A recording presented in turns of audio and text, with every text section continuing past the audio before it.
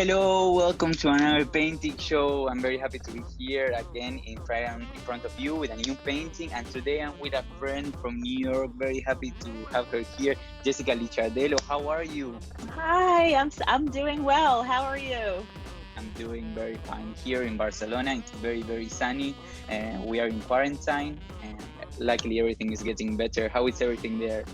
Yes, it's very similar in New York. We're all staying home and trying to stay safe, and it's beautiful and sunny out, and spring is really lovely right now. So trying to enjoy it from the window and just in the neighborhood. Yeah, that's amazing. And it's Mhm. also an amazing time to do art, and to continue Yes.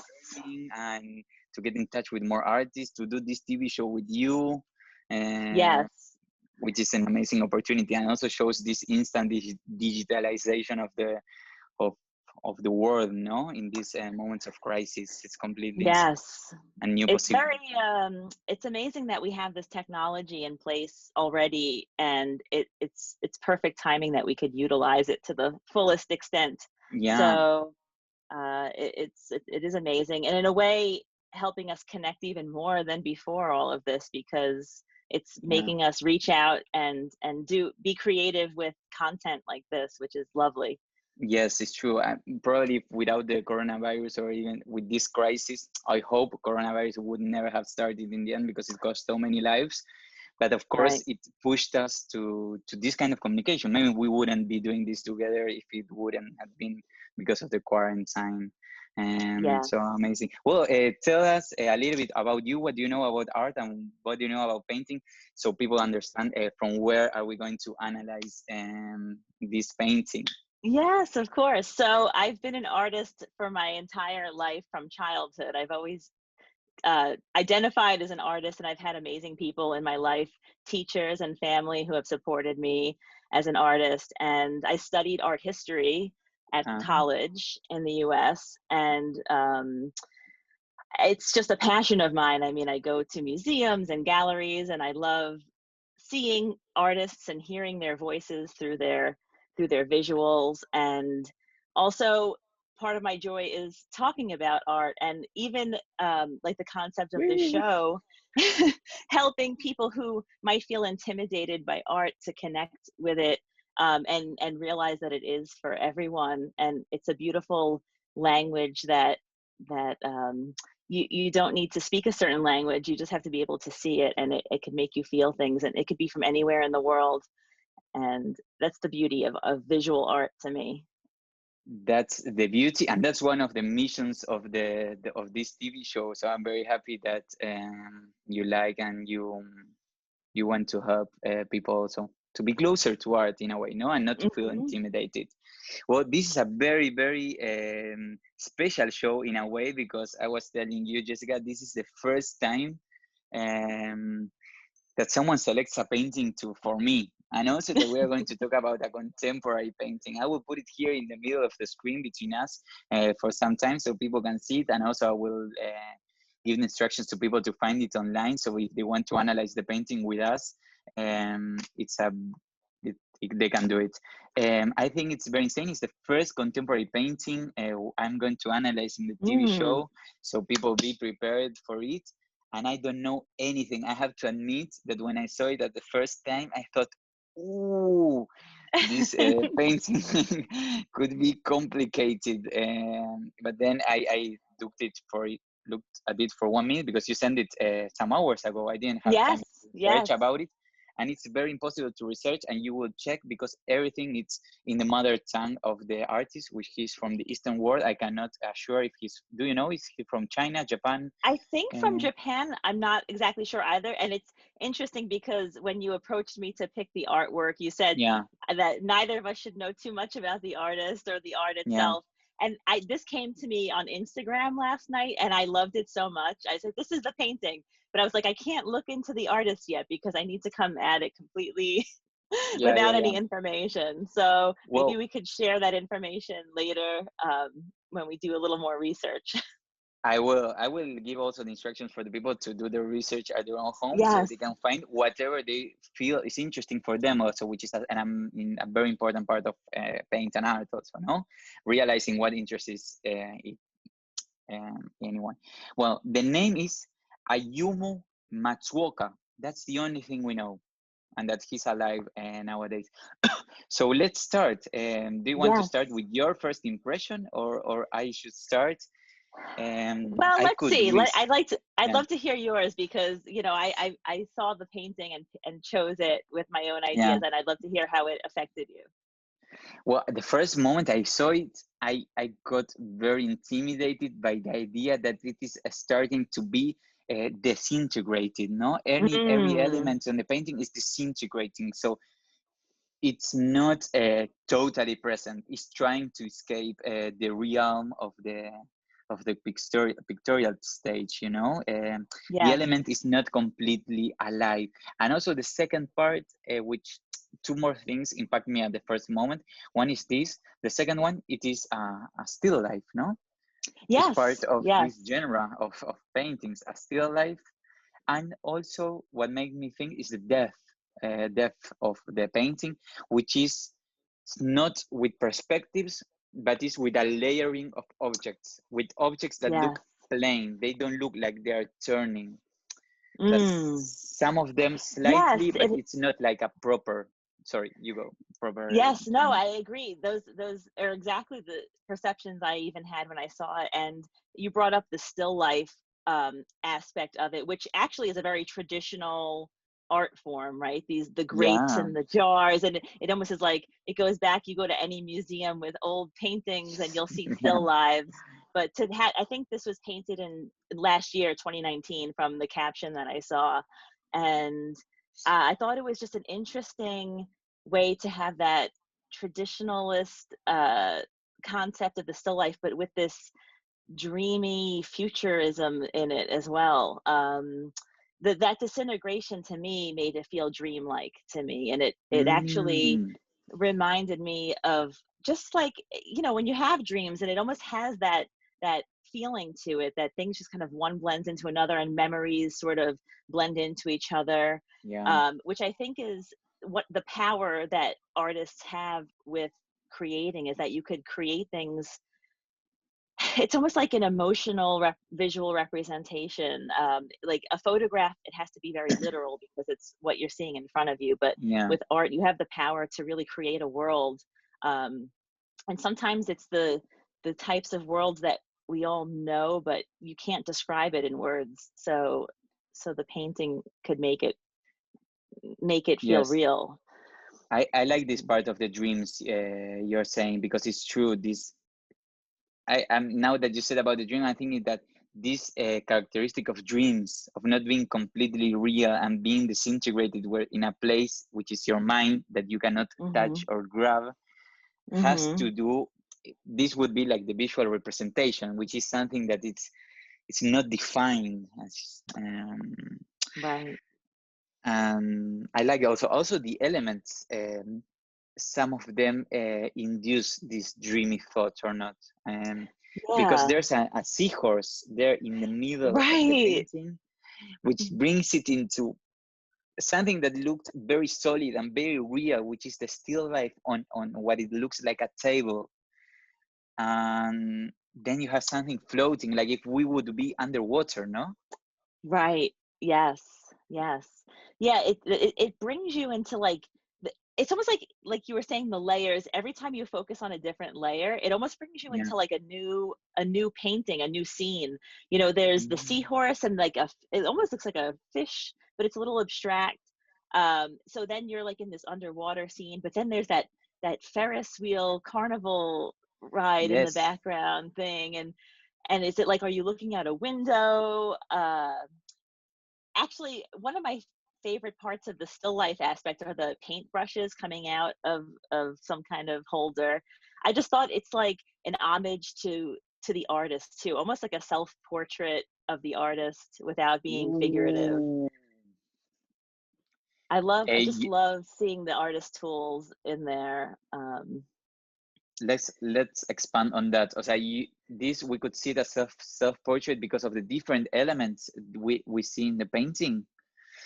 What would constitute a self-portrait in this case? Because it's true that there's a layer which looks like a landscape, which it's the one with the moon, with the leaves, and with that wheel, no? That's like a landscape, like the biggest one. The one that is more atmospheric looks like the one of the fishes, like underwater, the blueness. And then the real, and next to us, the one we can touch, the still life, no? So maybe the Yes. self-portrait will be constituted through these three different faces, but every face, every layer means something. One means the atmosphere, the water, the unconsciousness, the power of being in a place where it's deep and where the eternal part are, and that we cannot know everything, no? Then also the things we can touch, for example, the still life, the things we eat, the brush we use, is the action part, is the part that humans interact with the real reality. Yes. And also, I love that the idea landscape, too. Yeah. Oh, go ahead. The landscape. Yeah. No, and the landscape, I thought it looks more like our interaction with our dreams, with our society, what we see in the horizon, you know, the moon, the feminine part of life, the part of the cycle. The moon is eternal, it's time, it's the reflection also. So I don't know, maybe the self-portrait, I can understand it through that part also, like a lot of elements representing someone.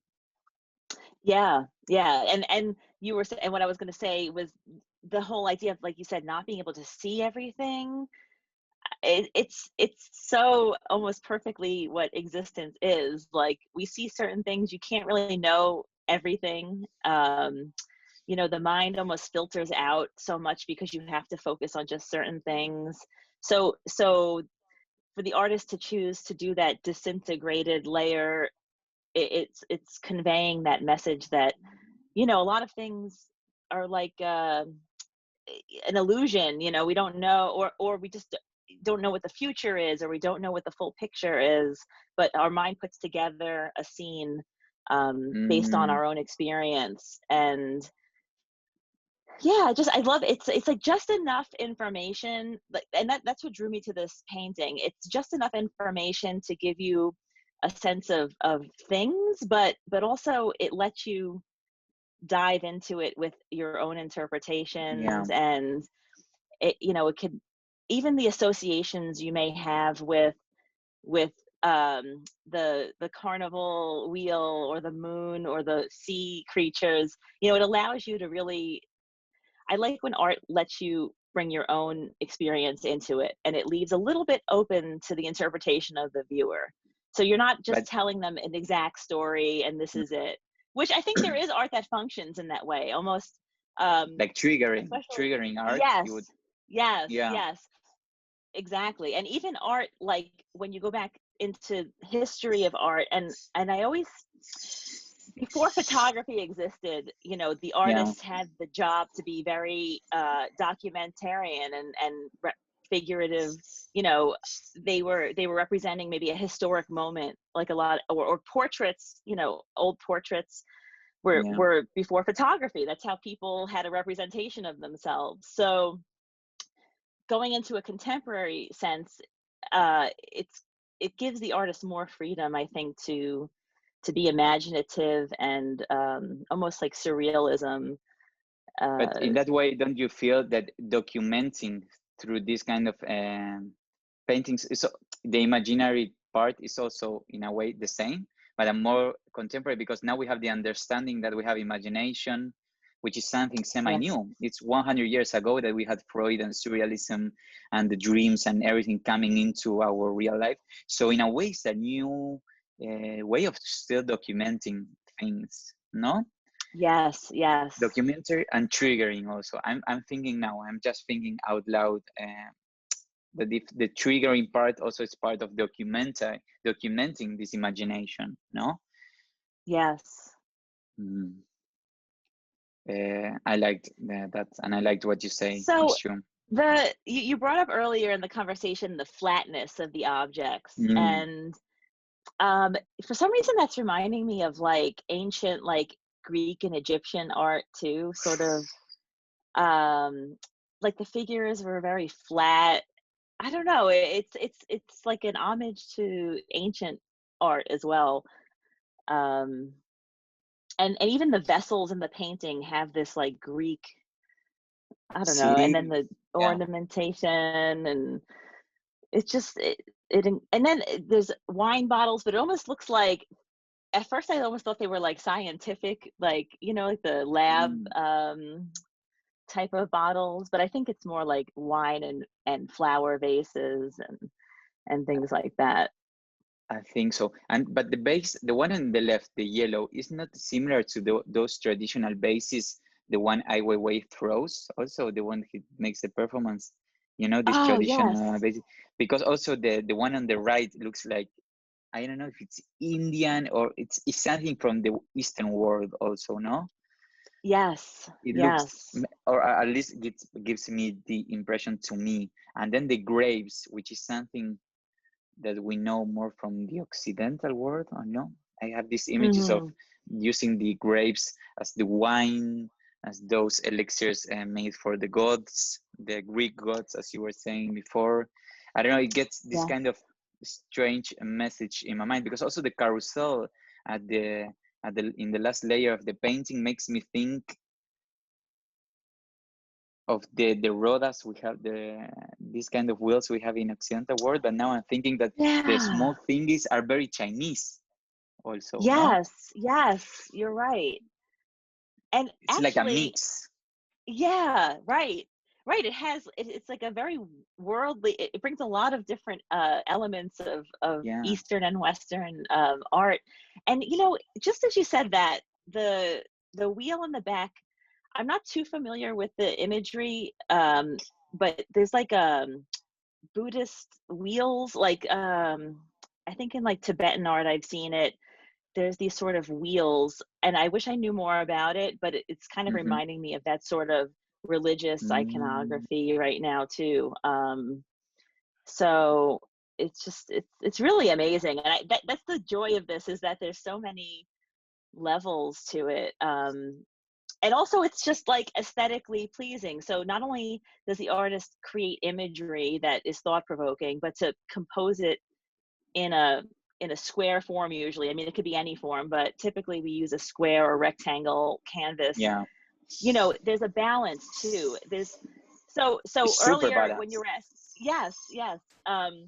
You were asking me a little bit about my background, and I didn't mention that I also design a magazine, and my the reason for bringing that up is that when you're communicating ideas, even with words, but with words and images, you know, you need to balance. It needs to be aesthetically pleasing to people for it to bring them in to it, because it's almost like you need to. It's allowing you a space to rest in, and not all art, because, like you said, some art is actually meant Yeah, to that's like what I was.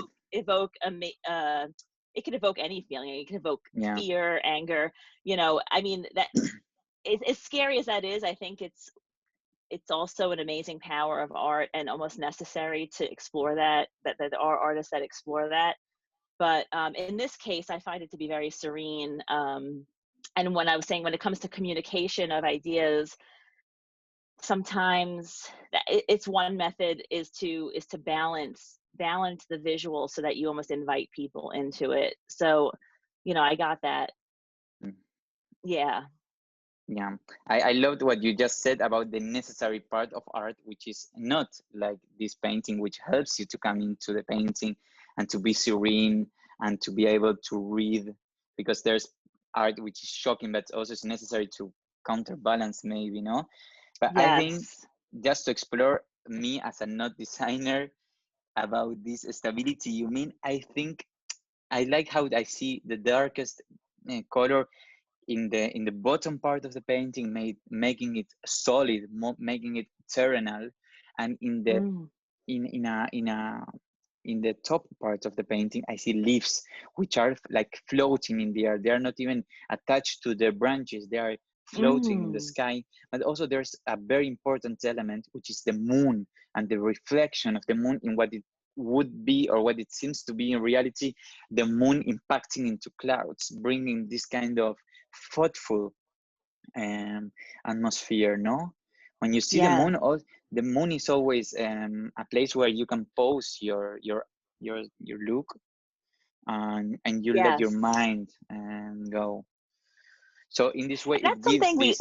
we all have access to the moon. Yeah. Like no matter what Amazing. we're all, just by being on this planet as a human, as a perceptive human, you could look up and see the moon. So all this imagery, no matter where, maybe some people don't have, they don't, the sea isn't part of their lives. Even like growing up in New York, I'm on the coast of America, but there's a lot of people who live inland, like, and they're very far away from the ocean, and maybe Yeah. that doesn't resonate with them, that imagery.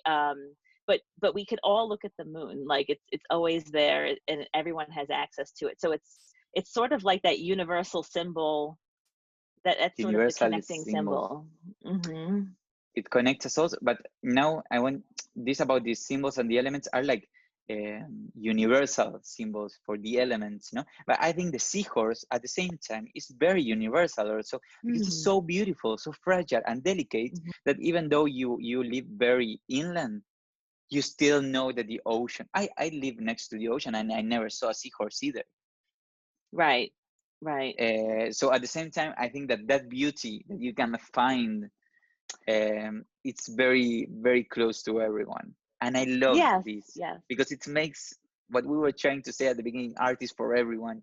And these elements are for everyone too. Even though they are in a painting, they could be in internet, in an Instagram post of me with a seahorse in the, in the face or whatever, Yes. and you Yes. can still recognize. And it's Right. just because of being, as you say, it's just about being here and sharing the same world, the same planets. That seahorse is very special, like in this painting. I feel, if for some reason, that was when I saw this, if that seahorse wasn't there, you know, it would change the painting so much, the whole meaning of it. Something Yes. about that seahorse, and it's such a beautiful form within like the ocean world. There's something, very Very aesthetically organic. beautiful, organic, right? And also like the design, it reminds you of almost that divine design of creature creation, something so Exactly. beautifully designed, that's just a living being that we just have the privilege to being on this earth with, and that we can enjoy its beauty. And that's something, that artists, he's this artist is putting the seahorse in the painting. But interestingly enough, everything else in the painting besides that other fish thing and the leaves are like man-made objects. So it's almost like thinking of this beautiful Ooh. creature of nature that the universe has given to us to see as beauty, the art of the universe, that we didn't even create. So Mm. that's sort of an interesting layer too, thinking of that as an organic element of this. The two things, the two fishes are very, very organic. You can see the curves playing with each other. Much one is more symmetrical than the seahorse. The fish is more symmetrical, Hmm. and but the seahorse, how the curves, like they play with each other from every side of the. It's It's pure so beauty. The good. same with the lips. Yeah. It's completely same. Hmm. I agree with you, and also it's very important because it's in the middle of the painting. It's not here on the right or on the left. It's very, very, very in the center, a little bit on top of the center, but it is. And Yeah. sorry, I'm this is there's something straight to the left of the head of the seahorse. It's a leaf, no? Also, Oh, yeah. Is it the light? There's I like don't some kind know, of no? light colored. I don't know what that is actually. It's it's like with the leaves, but it's a little lighter than the leaves and not so It's like a green. fruit. It's like a fruit, Oh, maybe. maybe. Yeah. Mm, maybe, yeah. Alive, no? Something that's That's going, that's born, yeah. being born. It's amazing. It's so beautiful. and we are taking every time more. We can continue to analyze the painting, and it still Yeah. continues working. But I want to talk about a little bit about the technique, no? Because I suppose people is doubting how they did this, and I'm thinking I'm risking only. I don't know the technique. It looks like maybe it could have been stencils, no, or not? You know, I think the idea, the stencil, because typically when I think of stencils, I do think of like blotting ink on it, and you're sort of getting that quality to the art. Maybe it's, I don't know. that's, Maybe. yeah, and it's so like the grapes are so round, and it Yes. definitely looks like some kind of like blotting technique. I mean, maybe there's even like an airbrushing Mm, in there. I feel like there's a few different techniques happening. yeah. Maybe the background, because the background does have some solid, it's like that solid kind of darker blue, light blue, gray. Yes. So that might have been more like painted on, and then maybe some of the flat objects were stenciled, and then there's almost like, I feel like maybe like a spongy kind of thing, like almost maybe the final layer was some sort of spongy I was going to say application. sponge also. I was going to Yeah. say sponge because I feel it's very hard to paint so straight with when you're thinking of disintegrating the matter or the paint, or it's like maybe he painted and then he took it out with a sponge. Maybe, Yeah, I don't know. yeah. It looks But even like, like the teapot and the vessel there, I mean, you see the blue through it, so it feels like yeah, there couldn't have been too much of a heavy paint application no. for those. So that might have been sort of a stenciling technique. I do love the artist's signature on the bottom left is actually A very ver, solid.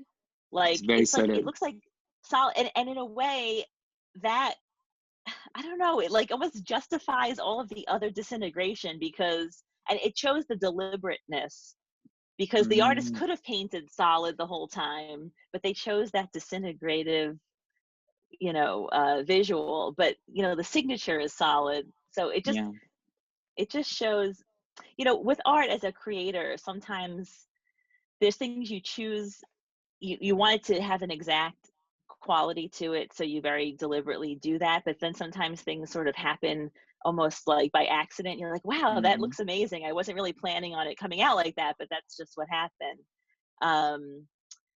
So I don't know, I just feel like something about the solid signature and the disintegrative application of the paint, you just get that, like, the artist knew exactly what he wanted to do with this one, and it works. It's just, it and really and captivated me. it really does that effect, and it's so small, no? It's in a corner.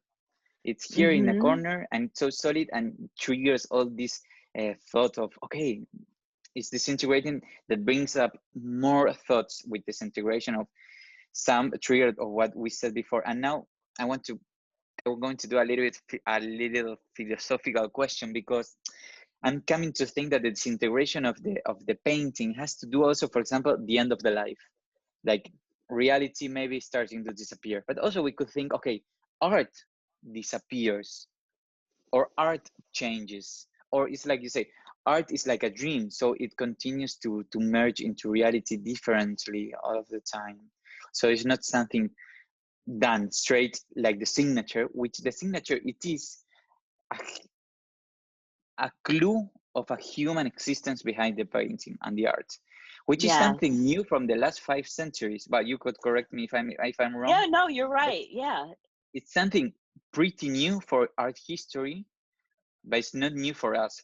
For us, it's like established. I think Rafael de Sanzio, the famous Rafael, was one of the first painters starting to sign. Jan van Eyck, Mm. I think also. So I don't know, the philosophical question. It's related to this idea of, okay, me artist, me human, I will continue alive. I'm alive inside, or I can be seen in this disintegration. Maybe I'm confused and I'm over reading, of N- course, but one of the no, games is also to, yeah, no, I think that's true. I think that plays into something we spoke about earlier, which is sort of not the disintegration of not really knowing the full picture. And I think that is sort of a metaphor for life in general. And then also that idea of temperance, like, you know, all these objects over time are going to turn to dust just like us. And it's, I guess in a way it's self-reflective it's always sort of sad to think of that reality, you know, of us not living forever. I think part of us creating art and everything is to have some sort of object of immortality. You know, I think artists have used that in the past. Yeah, Think about all the artists who have come and gone throughout the centuries, and we could still celebrate their work, even though their physical form isn't here anymore. So, you know, and not everything survives either. So I'm sure sometimes I think of all the art that maybe we haven't seen because it was destroyed by time or circumstance. mm-hmm. Um, Or just people didn't so, want it to continue or to get into history. I think one of my thoughts mhm. about art informing or coming into history at least also has to do by the reception of the contemporaries, except in the future for revisionism or people revisionism, some kind of movements and paintings where you can come up into history again. But at the Mhm. first stage, for I don't know, just for example Basquiat or Pollock or Raphael or Michelangelo, at that time they had to be judged by society and the people at that time Yes. to be able to remain in history and do their work. So yeah, no, I don't know where it goes, but I think we talked a lot about this painting. Do you have any kind of conclusion or any thought you want to say before finishing with this episode? Something that stayed sticks in your mind? Yeah, I mean, just the beauty that artists can bring to our lives, and especially, you know, at times like these where we're sort of in our own space, this is allowing us a window into another world, um, that we could just look at and it takes us somewhere. And I think that's the beauty and the gift that artists bring to us, one of the gifts. So I find it to be very important, and one of the things that makes me happy to be alive is to enjoy the art that people create. So I think this is a really great example of someone giving us a look into another world from the comfort of our own homes. So No, that's so beautiful, and that's very nice. It's true, and that's an amazing part of being alive also nowadays. No, that from our yes, home we can be able to do this exercise we are doing, and also um, learning how to do our own. We can even purchase or send artworks we do. That's yes, a beautiful part about the connection about it, because um, it's a way of being able to grasp infinity and eternity from other places of the world where we couldn't have done it before. I think my conclusion is the one you said beautiful at the beginning, this dreamy kind of atmosphere that we get from the disvanescence of the elements in the painting. And what I thought that it was very, very nice, and I think I will continue to use in my voyage into art, is to understand these elements, where they come from, and that we have in this painting elements so universal that everyone can recognize. These vessels, these brushes, this theme park, the moon that we can see everywhere, things that are part not only from real life, also our imagination. And I really love that. And I think that the simplicity and the eternal part, even though it comes also from the blue color, in my hmm opinion, it also comes hmm from these elements that are so simple. At, no, it has this yes, yeah. simplistic way. hmm I So love it. It's I such a love it. pleasure speaking with you about art. I love it so much. Yes, I will. I And will have to invite you more often to the show also, yes, because I think it's yes. going to be wonderful for everyone. And it's so lovely to talk to you, and your way of expressing also, it's so beautiful. And so I'm very happy. Thank you for coming into the show. Oh. I hope to Thank come and you. visit to New York soon, and you're always invited to come to Barcelona. So I hope to Yay. have you Yes. here again Soon.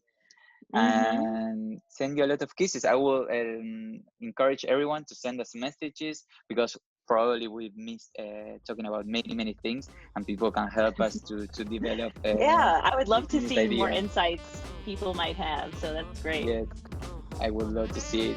Thank you very much, Jessica, for Thank you, being on the show. Valentino. Mwah, And mwah, thank you, mwah. So everyone, many on the kisses. other side. Okay. Thank you, everyone. Love from New Bye. York. No. Bye.